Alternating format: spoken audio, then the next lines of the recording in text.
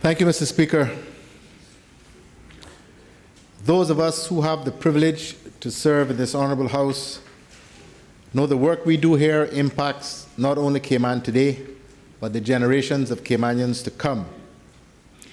And for some of us, if we are fortunate enough, the decisions we make here will create important national symbols or institutions that last for generations and help define our islands.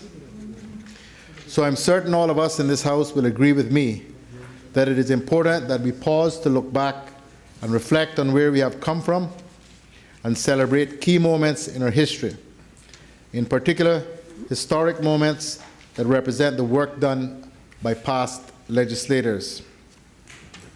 Our islands have two such significant opportunities in the next 2 years to celebrate our wonderful and colorful history: the 60-year diamond anniversaries of our coat of arms on the 14th of May this year, and our first Constitution on Constitution Day, 1st July 2019.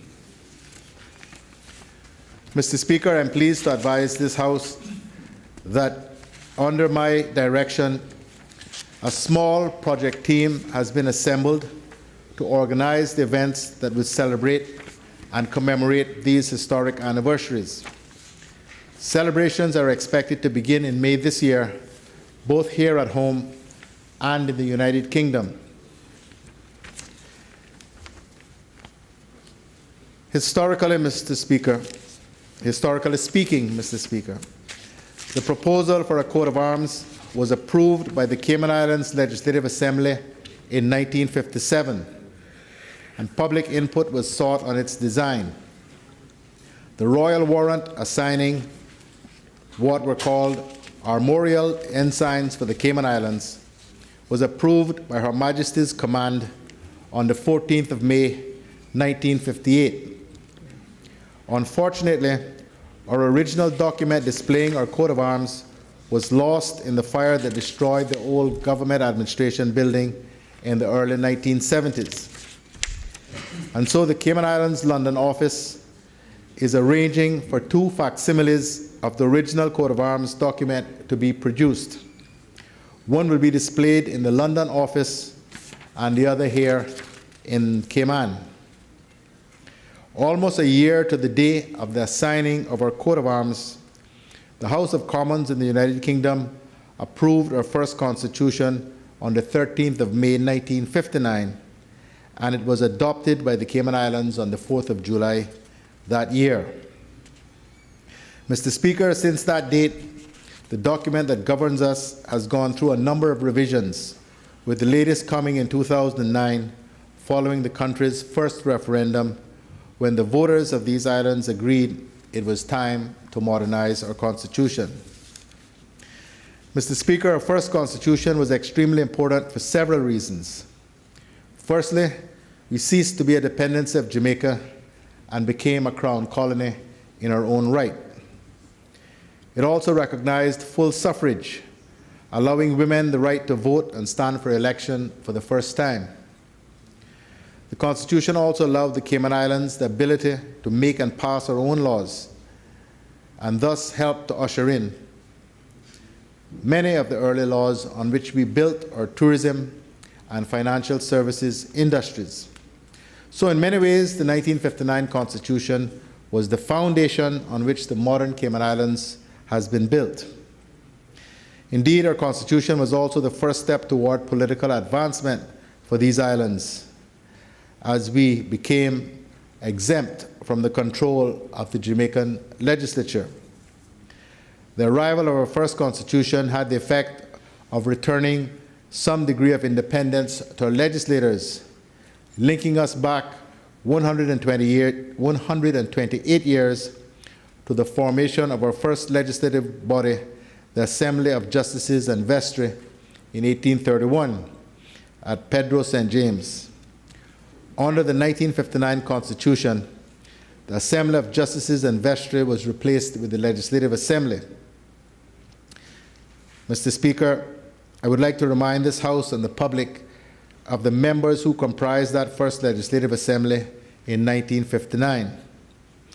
The administrator of the Cayman Islands, Major A.H. Donald, served as the president with the official members comprising the Honorable James Astwood, the Honorable Ernest Panton, and Mr. Desmond Watler, both of whom I had the honor of knowing.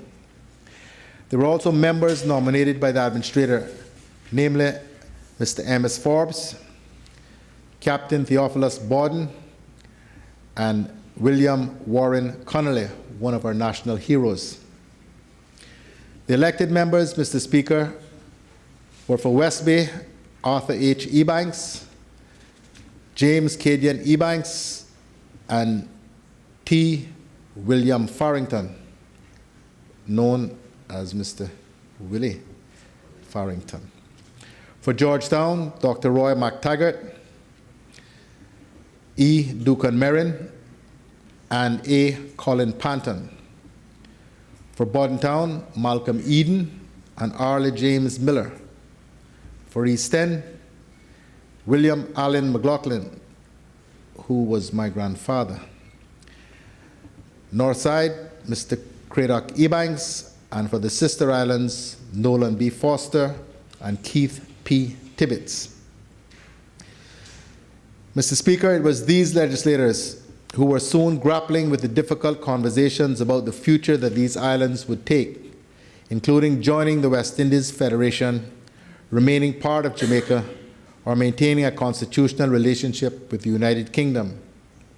Their decisions in those early days set us down the path to today.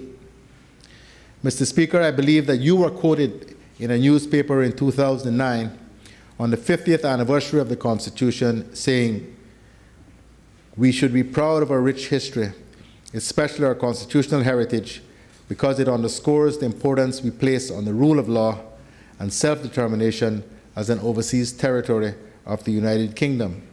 Unquote. Mr. Speaker, in 2009, we were unable to have the celebration that such an anniversary of the Constitution deserved. But we now have an opportunity with the 60th anniversary of the Constitution and of the coat of arms to not only celebrate our history, but to educate our young people and remind us older ones of the importance of our coat of arms and our first Constitution. To mark these anniversaries, Mr. Speaker, the government is planning a 2-year program of activities focused on engaging, educating, and inspiring our Caymanian youth, celebrating our diversity, celebrating the Cayman Islands' colorful history, and engendering national pride. Mr. Speaker, the coat of arms, as I said previously, was officially assigned by the House of Commons in the United Kingdom on the 14th of May, 1958. And so it is fitting that the year-long celebration begins on that anniversary, Monday, 14th of May this year, in London.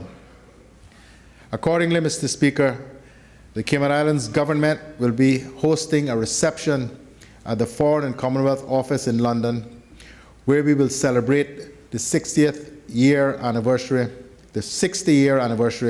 of the Cayman Islands coat of arms. Secretary of State for the Foreign and Commonwealth,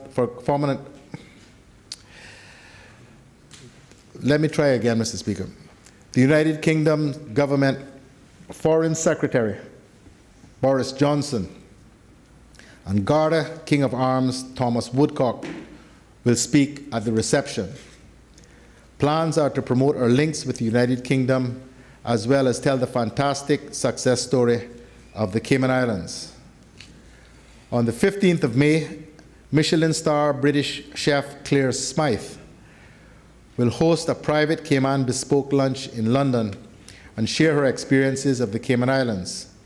Some of you will remember that she was in Grand Cayman for 10 days in March last year to encounter Cayman's fresh produce, meats, and seafood, which she used to produce pop-up culinary events. Our London office is also working with the Maritime Authority to take our anniversary celebrations to the Monaco Boat Show later this year in September.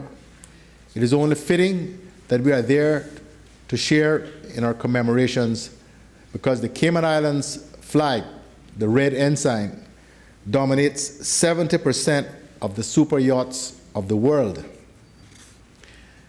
Mr. Speaker, we will also have a presence at the Conservative Party Conference in Birmingham at the end of September, 1st of October, hosting events and a lecture in the context of a global Britain, including the Cayman Islands' role.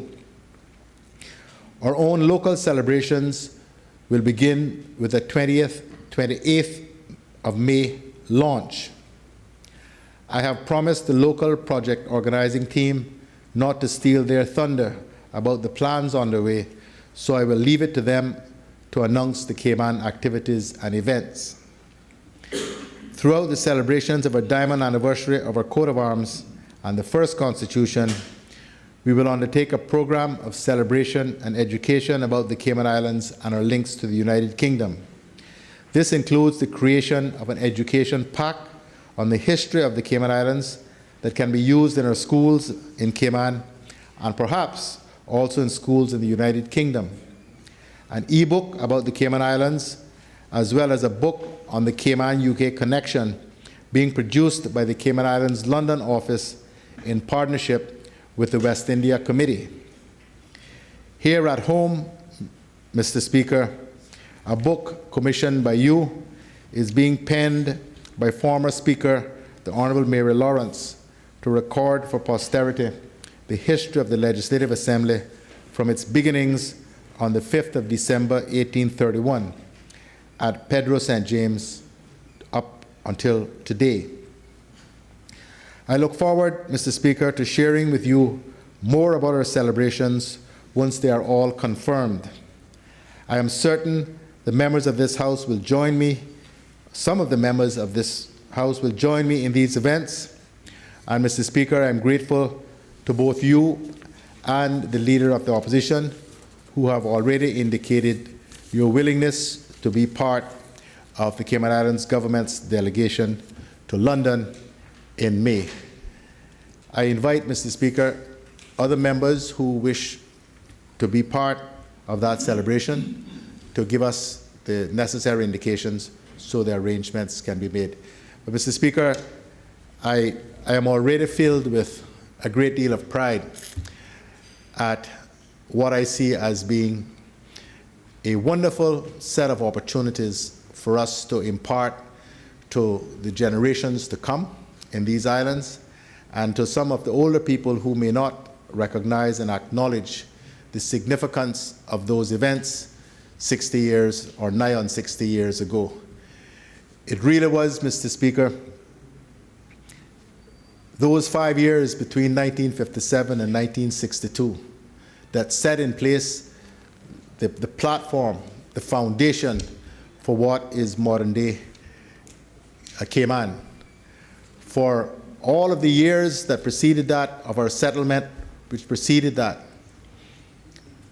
have not come close to the development of these islands in the last 60 years. So starting with conferring on women the right to vote and stand for public office,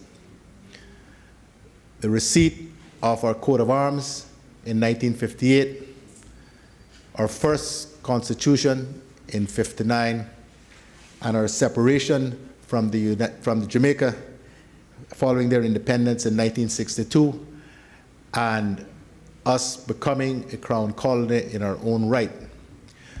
All of that occurred over that crucial 5-year period, and it is on that and from that point that these islands have really taken off and developed to the place that we know now, which is the envy not just of the region, but of most of the world.